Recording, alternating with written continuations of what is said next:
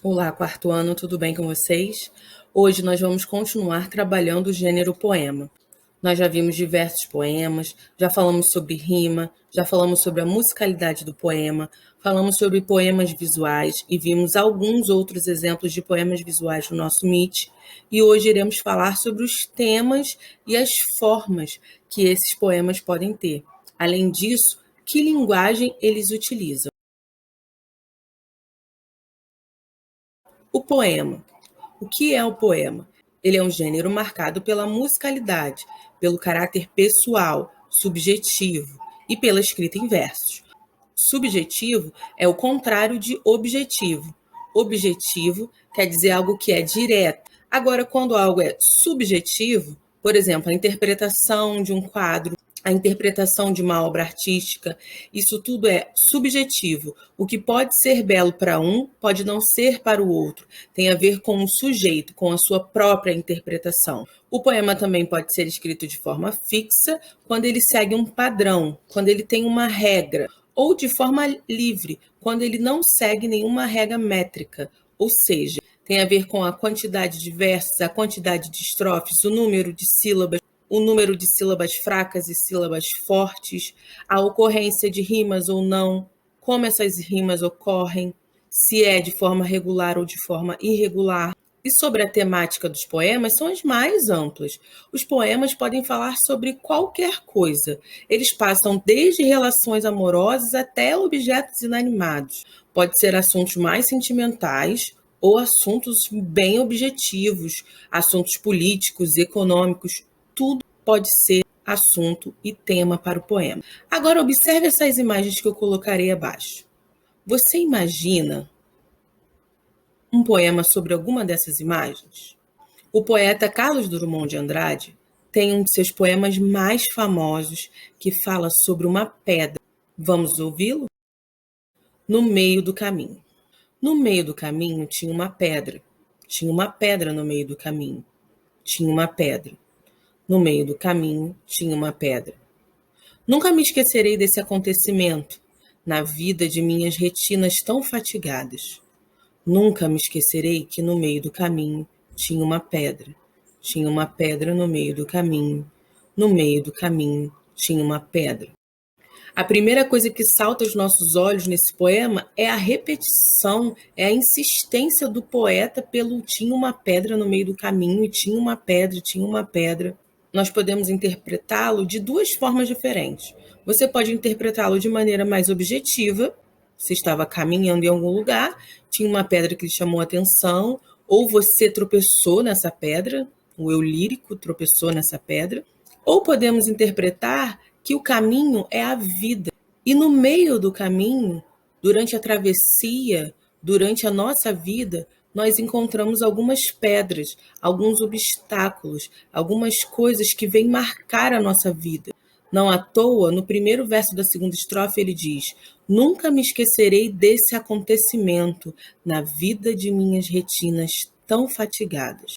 Ou seja, as retinas dos olhos já estavam tão gastas, tão fatigadas, tão cansadas, mas mesmo assim ele nunca se esquecerá desse acontecimento. Esses dois versos são uma pista de que nós podemos interpretar também desta forma. Qual destas interpretações você acha mais adequada para o poema? Agora observem as próximas imagens. Aqui temos um homem e um balde. Aparentemente parece que o homem chuta o balde, ou está fazendo esse movimento de chute. Na próxima imagem, nós temos um homem com umas linguiças na mão e algo como se fosse aquelas bombas de encher bola. Quando a gente tem bola de futebol, bola de aniversário, a gente usa uma bomba, um objeto bem parecido com esse para encher as bolas. Na próxima imagem, nós temos uma mão com umas chuteiras e um gancho.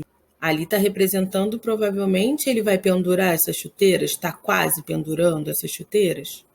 E essa próxima imagem, nós temos um homem, uma pessoa segurando uma faca e um queijo em suas mãos. Bom, essas imagens foram retiradas do dicionário de expressões idiomáticas. E o que significa cada uma delas, exatamente? Talvez você nunca tenha utilizado nenhuma dessas expressões. Mas se você perguntar ao seu pai ou à sua mãe Provavelmente eles vão te explicar o que significa chutar o balde, por exemplo. Pode ser interpretado como se a pessoa tivesse desistido, deixado de lado, largou tudo, chutou o balde. A figura que está abaixo do homem pendurando as chuteiras. Quando a gente diz que alguém está pendurando as chuteiras, essa pessoa está se aposentando, está parando de trabalhar. Já chegou numa idade em que pode aposentar as chuteiras, em que não precisa mais se esforçar na labuta diária. Agora, as outras duas imagens, encher linguiça e faca e queijo na mão, eu vou deixar para que vocês pesquisem e nós iremos falar sobre isso no nosso próximo Meet. Combinado? Os exemplos anteriores, então, essas 4 últimas imagens, são para que possamos perceber que as palavras possuem diversos significados. As palavras, então, possuem diversos significados. Os significados próprios, ou seja, aqueles que nós encontramos nos dicionários, e uns significados mais amplos. Essa diferença se dá porque as palavras podem ser empregadas no seu sentido literal ou no seu sentido figurado. Vamos ver o que significa cada uma dessas expressões, sentido literal e sentido figurado? Sentido literal é aquele sentido básico da palavra, o que encontramos nos dicionários. Este sentido é compreendido naturalmente pelos falantes ouvintes. Não precisa de um contexto para ser entendido. Já o sentido figurado é quando as palavras adquirem significados mais amplos, além daqueles que nós podemos encontrar em dicionários. Eu vou dar um outro exemplo para vocês, que eu acho que pode ser mais comum. Uma vez eu vi uma história de uma mãe que estava com um objeto na mão e perguntou ao seu filho: Filho, você sabe para que serve isso? Aí o filho falou: Não. Então a mãe disse para ele: Chuta. E o filho fez o quê?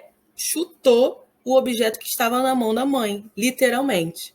Essa é uma confusão de sentidos porque a criança naquela idade ainda não conseguiu perceber que chutar nesse contexto quer dizer tenta adivinhar o que é, dá uma sugestão sobre o que é. Não, a criança em determinada idade, ela só conhece o sentido literal das palavras. Então, quando a mãe falou chuta, ele chutou o objeto.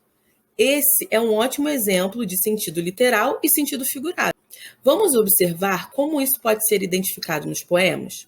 Eu trouxe um poema para vocês de Manuel de Barros, que eu gosto bastante, que é o Glossário de Transnominações, em que não se explicam algumas delas, nenhumas, ou menos.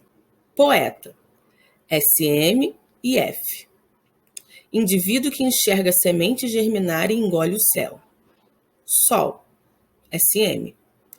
Quem tira a roupa da manhã e acende o mar. Quem assanha as formigas e os touros. Árvore, SF. Gente que despetala. Possessão de insetos. Aquilo que ensina de chão. Trapo, SM. Pessoa que tendo passado muito trabalho e fome. Bom, vamos começar a tentar entender esse poema pelo nome. Glossário. O que é um glossário? Quando você lê um livro, quando você lê um texto, e no final desse livro, no final desse texto, vem um pequeno glossário, é um pequeno dicionáriozinho de palavras que a pessoa que leu aquele texto ou aquele livro pode não entender, pode não estar familiarizada. Então vem um glossário. Quando você lê um glossário de um livro, imagina encontrar definições como estas. Poeta, indivíduo que enxerga sementes germinar e engole o céu. As palavras deste glossário de Manuel de Barros foram definidas de maneira comum? Será que você definiria as palavras da mesma maneira que o poeta? Se eu pedisse para você definir, dar um significado para poeta, sol, árvore e trapo, seriam essas que ele deu? Agora, outra coisa que nós podemos identificar é que este poema, ele segue o gênero de dicionário. Você pode ver aqui, ó, sol, por exemplo. Ele começa sol, SM. Quando você pega um dicionário na sua casa, também vai estar sol, SM. Então, ao iniciar a leitura desse poema, parece que realmente você está lendo um glossário. Só que quando você começa a ler as definições, entende o lado poético, o lado lírico da escrita. Então, neste poema, o poeta Manuel de Barros, ele não deu uma definição literal para esses itens. Ele criou uma nova definição. ele criou novos significados para essas palavras. Então, ele ampliou essas palavras. Então, se nós tentarmos ampliar o significado das palavras, poderemos compreender o que o poeta quer transmitir. Mas se formos realmente olhar o dicionário, qual será a definição que ele traz para estas palavras? Estas mesmas palavras no dicionário estão definidas da seguinte forma: poeta, SM, aquele que compõe ou faz poesia, quem escreve através de versos, autor cuja obra, ofício, trabalho ou modo de expressão está repleto de poesia, sonhador, quem é idealista ou possui uma imaginação fantasiosa, sensível, quem se define pela sensibilidade, imaginação ou expressividade artística. Sol, SM, estrela ao redor da qual giram a Terra e outros planetas. A luz e o calor emanados por essa estrela, por exemplo, evitava o sol do meio-dia. A imagem do Sol, basicamente um círculo com raios que saem de seu contorno. E aí nós temos também a definição para árvore e para trapo, encontradas no dicionário online de português. Então podemos ver que aqui nós temos o sentido literal das palavras. Muitos dicionários já trazem um sentido figurado das palavras, principalmente os dicionários online, que são mais atualizados. Dicionários físicos, a depender do tamanho do dicionário, para que ele não fique muito grande, muito pesado e às vezes até impossível de ser transportado, eles são mais sucintos, então trazem somente os sentidos literais das palavras. Pensando nessas duas definições, nesses dois dicionários, nesses dois glossários, o produzido pelo poeta e o dicionário online de português. Qual a diferença entre essas duas definições? Quais definições fazem mais sentido de serem utilizadas no dia a dia? Mas será que é possível utilizar as definições apresentadas pelo poeta em nosso dia a dia? Em quais situações, em quais ambientes, em quais contextos nós podemos utilizar? Eu quero que vocês pensem a respeito dessas 3 perguntas, respondam no caderno de vocês, para que nós possamos conversar sobre isso no nosso próximo Meet. Observando a forma como ele é construído, o poema do Manuel de Barros, não identificamos nenhuma rima ou nenhuma versificação fixa. Não tem uma quantidade de versos, não tem quantidade de estrofes, a gente não pode dizer exatamente que cada verbete daqueles é uma estrofe. Então, esse poema foi escrito de forma livre e não segue nenhuma regra. Se compararmos as estrofes dele, sua forma, é muito semelhante à de um dicionário. Ou seja, o poeta brinca com as definições, com as palavras e com a forma do gênero textual. Ou seja, ele pega realmente a forma dos verbetes de dicionário e bota o poema ali dentro, para confundir o leitor. Será que eu estou lendo um glossário? Será que eu estou lendo um poema? E quando observamos poemas sem rima, como esse, por exemplo, como No Meio do Caminho, do Carlos Drummond de Andrade, e com versos não tão definidos como o glossário, dizemos que ele é de forma livre.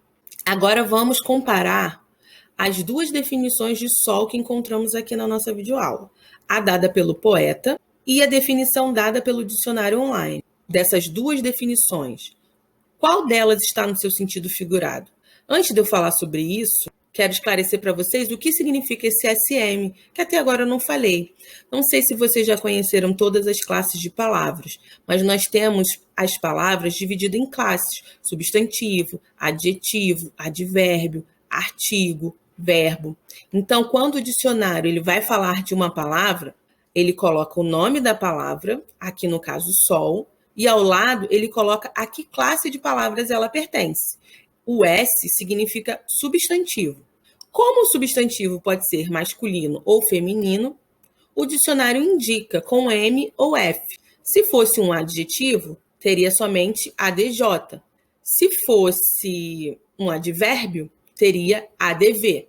E assim para todas as classes de palavras. Os dicionários, se você abrir o seu dicionário agora em casa, você verá que ele tem a definição, a que classe de palavras o verbete se encaixa.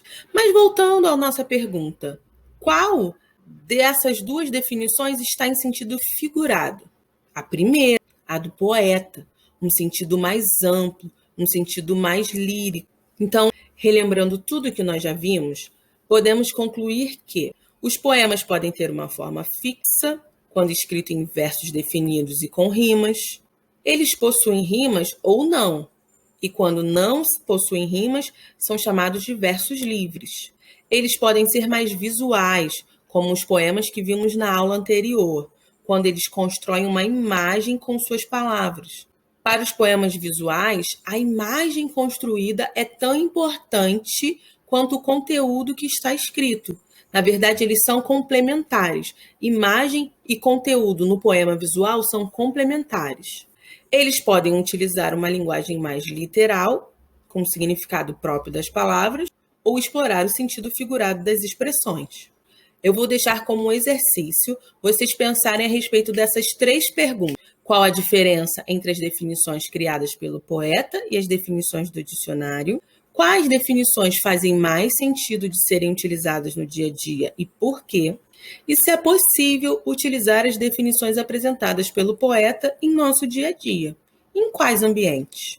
Além disso, eu quero que vocês não se esqueçam de perguntar ao adulto, o pai, a mãe de vocês, se eles sabem o que significam essas 2 imagens da direita: encher linguiça e estar com a faca e o queijo na mão. No Meet da semana que vem, então, nós iremos falar sobre essas questões. Nós já entendemos que existe sentido literal e figurado no nosso dia a dia e nos poemas. Por hoje é só, e até a nossa próxima videoaula.